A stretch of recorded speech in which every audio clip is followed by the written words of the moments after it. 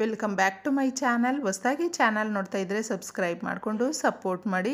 ಮಂಗಳವಾರ ಅನ್ನೋದು ನಮಗೆ ಸಂಖ್ಯಾಶಾಸ್ತ್ರಗಳಲ್ಲಿಯೂ ಅಷ್ಟೇ ಹಾಗೂ ಪರಿಹಾರ ಶಾಸ್ತ್ರಗಳಲ್ಲಿ ತುಂಬ ಪ್ರಾಶಸ್ತ್ಯ ಇರುವಂಥ ಶಕ್ತಿದಾಯಕವಾಗಿರುವಂಥ ಅದ್ಭುತವಾದ ದಿನ ಮಂಗಳವಾರ. ಅದಕ್ಕೋಸ್ಕರ ಮಂಗಳವಾರ ನಾವು ಅಂದ್ಕೊಳ್ತೀವಿ ಈ ಕೆಲಸಗಳನ್ನೆಲ್ಲ ಮಾಡಬಾರ್ದು, ಹಾಗೆ ಈ ಕೆಲಸಗಳನ್ನು ಮಾಡಬಹುದು ಅಂತ ನಮಗೆ ನಾವು ಅಂದ್ಕೊಂಡಿರ್ತೀವಿ. ನಮ್ಮ ಯಶಸ್ಸನ್ನು ಗಳಿಸೋದಕ್ಕೆ, ನಮಗೆ ಧನಾಕರ್ಷಣೆ ಆಗೋದಕ್ಕೆ ದನದ ರೇಖೆಗಳು ಮುಚ್ಚೋಗಿರುತ್ತೆ. ಸುಮಾರು ಜನಕ್ಕೆ ಅದರಿಂದನೇ ಎಷ್ಟೆಲ್ಲ ದೊಡ್ಡ ಕೆಲಸ ಮಾಡ್ತಾಯಿದ್ರು, ಎಷ್ಟೇ ಬಿಸ್ನೆಸ್ ಮಾಡ್ತಾಯಿದ್ರು, ಎಷ್ಟೇ ದುಡ್ಡು ಅನ್ನೋದು ಬರ್ತಾಯಿದ್ರು ನಿಲ್ಲೋದಿಲ್ಲ. ಇನ್ನೂ ಸಾಲ ಜಾಸ್ತಿ ಆಗ್ತಾ ಇರುತ್ತೆ. ಮನಸ್ಸಿಗೆ ನೆಮ್ಮದಿ ಅನ್ನೋದು ಇರೋದಿಲ್ಲ. ಮನೆಯಲ್ಲಿ ಸದಾಕಾಲ ಯಾವಾಗಲೂ ಅಷ್ಟೇ ಗಂಡ ಹೆಂಡ್ತಿ ಜಗಳ ಆದರೆ ಸ್ವಲ್ಪ ಹೊತ್ತಿಗೆ ಮಕ್ಕಳ ಜಗಳ ಆಗುತ್ತೆ. ಮಕ್ಕಳು ಸರಿಯಾಗಿ ನಮ್ಮ ಮಾತು ಕೇಳೋದಿಲ್ಲ. ಅವರು ನಮ್ಮ ಮೇಲೆ ಜಗಳ ಮಾಡುವಂಥದ್ದು ಅಥವಾ ನಾವೇ ಅವ್ರ ಮೇಲೆ ಜಗಳ ಮಾಡುವಂಥದ್ದು, ಈ ರೀತಿ ಒಂದು ಬಿಡುವೆ ಇಲ್ಲದೆ ಯಾವಾಗಲೂ ಮನಸ್ಸಿಗೆ ನೆಮ್ಮದಿ ಇಲ್ಲದೆ ಒಂಥರ ಮನಸ್ಸು ಯಾವಾಗಲೂ ಅಷ್ಟೇ ತುಂಬಾ ಏನೋ ನಾವು ನೆಗೆಟಿವ್ ಆಗಿ ಥಿಂಕ್ ಮಾಡುವಂಥದ್ದು. ನಮ್ಮ ಕೈಯಲ್ಲಿ ಯಾವುದೂ ಸಾಧ್ಯ ಆಗೋದಿಲ್ಲ, ಯಾಕೋ ಈ ರೀತಿ ಸಮಸ್ಯೆಗಳು ತುಂಬಾ ಕಾಡ್ತಾ ಇದೆ ಅಂತಂದ್ಬಿಟ್ಟು ಆಗ ಮಂಗಳವಾರದ ದಿನಗಳಲ್ಲಿ ತಪ್ಪದೆ ಈ ಪರಿಹಾರವನ್ನು ಮಾಡ್ಕೊಳ್ಳಿ. ತುಳಸಿ ಗಿಡ ಅನ್ನೋದು ಎಷ್ಟು ಶಕ್ತಿದಾಯಕವಾಗಿರುತ್ತೆ ಅಂದರೆ, ನೀವು ಏನೇ ಒಂದು ಪರಿಹಾರ ಮಾಡ್ಕೊಳ್ಬೇಕು ಅಂದರೆ, ನಮಗೆ ದುಡ್ಡು ಬೇಕು ಅಂದರೆ ಅದು ಮಹಾಲಕ್ಷ್ಮಿಯ ಅನುಗ್ರಹ ಅನ್ನೋದು ಸಿಗಬೇಕು. ತುಳಸಿ ಗಿಡದ ಪ್ರತಿರೂಪ ಅಂದರೆ ಅದು ಮಹಾಲಕ್ಷ್ಮಿ. ಮಹಾಲಕ್ಷ್ಮಿಯನ್ನು ಒಲಿಸ್ಕೊಳ್ಳೋದಕ್ಕೆ ಈ ಪರಿಹಾರಗಳನ್ನು ನಾವು ತಪ್ಪದೇ ಮಾಡ್ಕೊಳ್ಬೇಕಾಗುತ್ತೆ, ತುಂಬ ಸರಳ ವಿಧಾನದಲ್ಲೇ. ಅದಕ್ಕೋಸ್ಕರ ಅದಕ್ಕೇನು ಬೇಕು, ತುಳಸಿ ಗಿಡದ ಒಂದು ತುಂಬ ದೊಡ್ಡ ಅದ್ಭುತವಾದ ಮಿರಾಕಲ್ಲೇ ನಡೆಯುವಂಥ ಒಂದು ಕಥೆ ಕೂಡ ಇದೆ. ಪುಟ್ಟದಾಗಿ ದಂಪತಿಗಳು ಇರ್ತಾರೆ ಸ್ನೇಹಿತರೆ.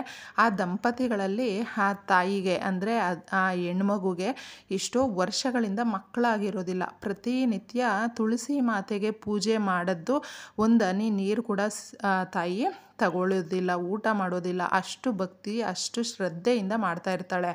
ಆದರೆ ಅವ್ರ ಅತ್ತೆಗೆ ಇದನ್ನೆಲ್ಲ ನೋಡಿ ತುಂಬ ಕೋಪ ಬರ್ತಾ ಇರುತ್ತೆ. ಅಂದರೆ ಅಷ್ಟೇ ಜವಾಬ್ದಾರಿಯಿಂದ ಮನೆಯನ್ನು ಕೂಡ ನಡೆಸ್ಕೊಂಡು ಹೋಗ್ತಾ ಇರ್ತಾಳೆ. ಆದರೆ ಮಗನ ಹತ್ರ ಚಾಡಿ ಹೇಳ್ತಾ ಇರ್ತಾಳೆ ಯಾವಾಗಲೂ ಅಷ್ಟೇ. ಯಾವಾಗ ನೋಡು ನಿನ್ನ ಹೆಂಡ್ತಿಗೆ ಬರೀ ತುಳಸಿ ಹತ್ರ ಕುತ್ಕೊಂಡು ಕಾಲಹರಣ ಮಾಡೋದೊಂದೇ ಗೊತ್ತು, ನನಗೇನು ಕೆಲಸ ಮಾಡಿಕೊಡೋದಿಲ್ಲ, ನಂಗೆ ಅಡುಗೆ ಕೂಡ ಮಾಡೋದಿಲ್ಲ, ಊಟ ಕೂಡ ಬಡಿಸೋದಿಲ್ಲ ಅಂತಂದ್ಬಿಟ್ಟು ಸುಮ್ಮನೆ ಸುಳ್ಳನ್ನೆಲ್ಲ ಹೇಳ್ಕೊಂಡಿರ್ತಾಳೆ. ಅದನ್ನೇ ನಂಬಿಬಿಡ್ತಾನೆ ಮಗ. ಆಗ ಯಾವಾಗಲೂ ಅಷ್ಟೇ ಈ ಕಡೆ ಮಗ, ಆ ಕಡೆ ಅತ್ತೆ ಯಾವಾಗಲೂ ಸೊಸೆಗೆ ಕಾಟ ಕೊಡ್ತಾ ಇರ್ತಾರೆ. ಒಂದೇ ಒಂದು ಮಾತು ಕೂಡ ಮಾತಾಡದೆ ತುಳಸಿ ಮಾತೆಗೆ ಯಾವಾಗಲೂ ಅಷ್ಟೇ ಆ ಒಂದು ಹೆಣ್ಮಗು ಯಾವ ಥರ ಭಕ್ತಿಯಿಂದ ಪೂಜೆ ಮಾಡ್ತಾಯಿದ್ಲೋ ಅದೇ ಥರ ಪೂಜೆ ಮಾಡ್ತಾ ದಿನಗಳು ಕಳೆದಂತೆ ಮಗನಿಗೆ ಇನ್ನೊಂದು ಮದುವೆ ಮಾಡಬೇಕು ಅಂತ ಆ ತಾಯಿ ಬಯಸ್ತಾ ಇರ್ತಾಳೆ, ಮಕ್ಕಳಾಗಿರೋದಿಲ್ಲ ಅಂತಂದ್ಬಿಟ್ಟು. ಮಗ ಕೂಡ ಒಪ್ಕೊಂಡ್ಬಿಡ್ತಾನೆ. ಆದರೆ ಹೆಂಡತಿಗೆ ಎಲ್ಲೋ ಒಂದು ಕಡೆ ತುಂಬ ನೋವಾಗ್ಬಿಡುತ್ತೆ. ತಾಯಿ, ಇಷ್ಟು ವರ್ಷಗಳಿಂದ ನಾನು ನಿನ್ನನ್ನು ಏನೂ ಕೇಳಲಿಲ್ಲ, ನಾನು ನಿನ್ನ ಮಗಳಾಗಿ ಎಲ್ಲನೂ ಮಾಡ್ಕೊಳ್ತಾ ಬಂದಿದ್ದೀನಿ, ನೀನು ನನಗೆ ಮಕ್ಕಳನ್ನ ಕೊಟ್ಟೇ ಇಲ್ಲ, ಮಕ್ಕಳ ಭಾಗ್ಯ ಕೊಡಲಿಲ್ಲ, ಸಂತಾನ ಭಾಗ್ಯ ಕೊಡಲಿಲ್ಲ. ಈಗ ನನ್ನ ಗಂಡ ಇನ್ನೊಬ್ಬರನ್ನ ಮದುವೆ ಮಾಡ್ಕೊಳ್ಳೋದಕ್ಕೆ ರೆಡಿಯಾಗಿದ್ದಾನೆ ಅಂತಂದ್ಬಿಟ್ಟು ತುಂಬ ನೋವು ಪಟ್ಕೊಂಡು ದೀಪಾರಾಧನೆ ಮಾಡಿ ಕೂತ್ಕೊಂಡು ತುಳಸಿ ಮಾತೆ ಹತ್ರ ಹೇಳ್ಕೊಳ್ತಾ ಅಳ್ತಾ ಇರ್ತಾಳೆ. ಆಗ ತುಳಸಿ ಮಾತೆಯ ಬೇರುಗಳು ಯಾವ ಥರ ಬೆಳೆದು ನಿಂತು ಆ ಕಡೆ ಅತ್ತೆ ಈ ಕಡೆ ಮಗನ್ನ ಕಟ್ಟಾಕುತ್ತೆ. ಆ ಬೇರುಗಳು ಕಟ್ಟಾಕ್ಬಿಟ್ಟು ಶಿಕ್ಷೆ ಕೊಡುತ್ತೆ ಸ್ನೇಹಿತರೆ. ಆಗ ಅವರಿಬ್ಬರಿಗೂ ಕೂಡ ಅರ್ಥ ಆಗುತ್ತೆ, ನಾವು ಎಷ್ಟು ದೊಡ್ಡ ತಪ್ಪು ಮಾಡಿದ್ವಿ ಅಂತಂದ್ಬಿಟ್ಟು ಅವ್ರಿಗೆ ಅರ್ಥ ಆಗುತ್ತೆ, ಕ್ಷಮೆ ಯಾಚಿಸ್ತಾರೆ.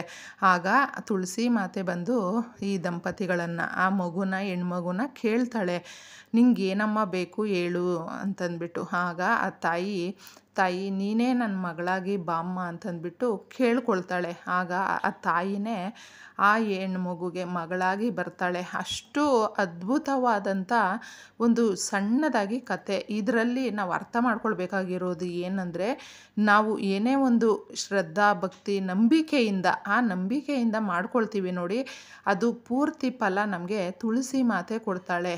ದಿನದ 24 ಗಂಟೆಯಲ್ಲಿ 22 ಗಂಟೆಗಳ ಕಾಲಾವಕಾಶಗಳಲ್ಲಿ ನಮಗೆ ಆಕ್ಸಿಜನ್ನನ್ನು ರಿಲೀಸ್ ಮಾಡುವಂಥದ್ದು. ನಾವು ಆಕ್ಸಿಜನ್ನು ಬೇಕು ಅಂತ ನಾವು ಬಯಸ್ತೀವಲ್ವ, ಒಂದು 5 ನಿಮಿಷ ಅಲ್ಲಿ ಕೂತ್ಕೊಂಡಾಗ ಕೂಡ ನಮಗೆ ಆರೋಗ್ಯದಲ್ಲಿ ತುಂಬ ಉತ್ತಮವಾಗಿ ರಿಸಲ್ಟನ್ನು ಕೊಡುತ್ತೆ. ಯಾವುದೇ ರೀತಿಯ ಆರೋಗ್ಯ ಸಮಸ್ಯೆಗಳು ಕಾಡೋದಿಲ್ಲ. ನಮ್ಮ ಮನೆ ಒಳಗಡೆ ನೆಗೆಟಿವ್ ಅನ್ನೋದು ಬರೋದಿಲ್ಲ. ಯಾರ ಮನೆ ಹತ್ರ ತುಳಸಿ ಗಿಡ ಇರುತ್ತೋ ಅವ್ರಿಗೆ ಸಮಸ್ಯೆಗಳು ಜಾಸ್ತಿ ಆಗೋದಿಲ್ಲ, ಕಷ್ಟಗಳು ತುಂಬ ಬರೋದಿಲ್ಲ, ಕೆಟ್ಟ ಪ್ರಭಾವಗಳು ಕಣ್ಣು ದೃಷ್ಟಿಗಳು ಅನ್ನೋದು ತಾಗೋದಿಲ್ಲ. ಅದಕ್ಕೆ ಎಲ್ಲರೂ ಕೂಡ ತುಳಸಿ ಗಿಡವನ್ನು ಮನೆಯ ಹತ್ರ ಇಟ್ಕೊಳ್ಳಿ. 2, 3, 4 ಎಷ್ಟಾದರೂ ಇಟ್ಕೊಳ್ಬಹುದು. ಪೂಜೆಗೆ ಅಂತ ಒಂದನ್ನು ಬಳಸಿದ್ರೆ ಇನ್ನು ಮಿಕ್ಕಿದ್ದು ನಾವು ಪರಿಹಾರಗಳಿಗೆ ಹಾಗೂ ಅದನ್ನು ಒಂದು ಬೆಳಗ್ಗೆ 2 ಎಲೆಗಳನ್ನು ತಿಂತಾ ಬಂದರೆ ಆರೋಗ್ಯ ಕೂಡ ಎಷ್ಟು ಒಳ್ಳೆಯದಾಗುತ್ತೆ.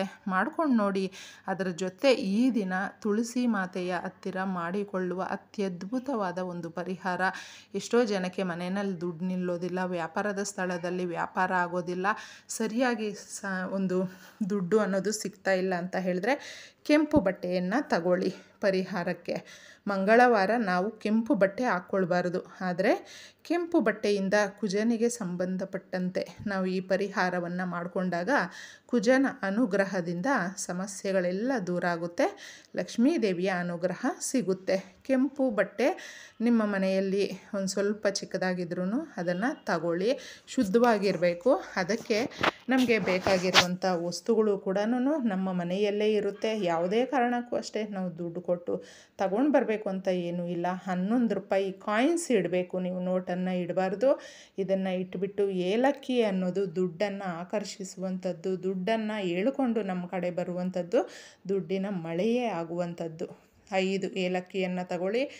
ಅರಿಶಿಣದ ಕೊಂಬನ್ನು ನೀವು ಒಂದು ತಗೊಳ್ಳಿ, ತುಂಬ ಚೆನ್ನಾಗಿರುತ್ತೆ. ಅರಿಶಿಣದ ಕೊಂಬಿನ ಪರಿಹಾರವನ್ನು ಮಾಡಿಕೊಂಡ್ರೆ ಹಣಕಾಸಿನ ಸಮಸ್ಯೆಗಳು ಬಗೆಹರಿಯುತ್ತೆ. ಅರಿಶಿಣ, ಕುಂಕುಮ ಇಷ್ಟನ್ನು ಹಾಕ್ಬಿಟ್ಟು ಚಿಕ್ಕದಾಗಿ ಗಂಟು ಕಟ್ಟಿಬಿಟ್ಟು ನೀವೇನಾದರೂ ಮಂಗಳವಾರ ಪೂಜೆ ಮಾಡ್ತಾಯಿದ್ರೆ ತುಳಸಿ ಮಾತೆ ಹತ್ರ ಪುಟ್ಟದಾಗಿ ದೀಪ ಹಚ್ಚಿಬಿಟ್ಟು ಮಾಡಿ. ಇಲ್ಲ ನಾವು ಪೂಜೆ ಏನು ಮಾಡ್ಕೊಂಡಿಲ್ಲ, ಸ್ನಾನ ಮಾಡಿದ್ದೀವಿ, ಪರಿಹಾರ ಮಾಡ್ಕೊಳ್ಬಹುದಾ ಅಂದರೆ ಆರಾಮಾಗಿ ಮಾಡ್ಕೊಳ್ಬಹುದು. ಗಂಟು ಕಟ್ಟಿಬಿಟ್ಟು ಅಲ್ಲಿಟ್ಬಿಟ್ಟು ಸ್ವಲ್ಪ ಸಾಂಬ್ರಾಣಿ ತೋರಿಸ್ಬಿಟ್ಟಿದ್ದೆ, ಒಂದು 10 ನಿಮಿಷ ತುಳಸಿ ಮಾತೆಯ ಪಾದದ ಹತ್ರ ಇರಲಿ. ಇಟ್ಬಿಟ್ಟು ಅದನ್ನು ತಗೊಂಡು ಬಂದು ನಿಮ್ಮ ಮನೆಯಲ್ಲಿ ನಿಮಗೆ ಬೀರುವಾನಲ್ಲಿ ಇಟ್ಕೊಳ್ಬಹುದು. ಅಥವಾ ನೀವು ವ್ಯಾಪಾರ ಏನಾದರೂ ಮಾಡ್ತಾಯಿರ್ತೀರ, ಬಿಸ್ನೆಸ್ ಮಾಡ್ತಾಯಿರ್ತೀರ ನೋಡಿ, ಆ ಜಾಗದಲ್ಲಿ ಇದನ್ನು ಇಟ್ಕೊಳ್ಬಹುದು. ಚಿಲ್ಲರೆ ಕಾಸಲ್ಲಿ ಅಂದರೆ ಈ ಕಾಯಿನ್ಸಲ್ಲಿ ಯಾರು ಪರಿಹಾರಗಳನ್ನು ಮಾಡ್ಕೊಳ್ತಾರೆ ಲಕ್ಷ್ಮೀದೇವಿ ಪ್ರಸನ್ನಗೊಳ್ತಾಳೆ ಸ್ನೇಹಿತರೆ. ಅದಕ್ಕೋಸ್ಕರನೇ ನಮ್ಮ ಮನೆಗಳಲ್ಲಿ ಶುಕ್ರವಾರದ ದಿನಗಳಲ್ಲಿ ನಾವು ಆ ಕಾಯಿನ್ಸನ್ನು, ಚಿಲ್ಲರೆ ಕಾಸನ್ನು ಬಟ್ಲಲ್ಲಿ ಹಾಕ್ಬಿಟ್ಟು ಸೌಂಡ್ ಮಾಡಬೇಕು. ಅದು ಗಲಗಲ ಅಂತ ಸೌಂಡ್ ಬರ್ತಾಯಿದ್ರೆ ಲಕ್ಷ್ಮೀದೇವಿ ನಮ್ಮ ಮನೆ ಒಳಗಡೆ ಆ ಗೆಜ್ಜೆನಾದದ ಜೊತೆ ಬರ್ತಾಳೆ, ಶಾಶ್ವತವಾಗಿ ಸ್ಥಿರವಾಗಿ ನೆಲೆಸ್ತಾಳೆ. ಅದಕ್ಕೆ ಲಕ್ಷ್ಮೀದೇವಿಗೆ ನಾವು ಮಾಡಿಕೊಳ್ಳುವಾಗ ನಮಗೆ ಕಾಯಿನ್ಸು ಅನ್ನೋದು ತುಂಬ ಮುಖ್ಯವಾಗಿರುತ್ತೆ. ಮಾಡ್ಕೊಳ್ಳಿ. ಇದನ್ನು ಈ ರೀತಿ ಮಂಗಳವಾರದ ದಿನಗಳಲ್ಲಿ ಅಂದರೆ ತಿಂಗಳಿಗೊಂದ್ಸಾರಿ ನೀವು ಬದಲಾಯಿಸ್ಕೊಳ್ಬಹುದು. ಇಷ್ಟು ಸುಲಭವಾಗಿ ಮಾಡ್ಕೊಂಡು ನೋಡಿ, ಮನೆಯಲ್ಲಿ ಆರ್ಥಿಕ ಸಮಸ್ಯೆಗಳು ನಿವಾರಣೆ ಆಗುತ್ತೆ. ಎಲ್ರಿಗೂ ಒಳ್ಳೆಯದಾಗಲಿ. ಧನ್ಯವಾದಗಳು.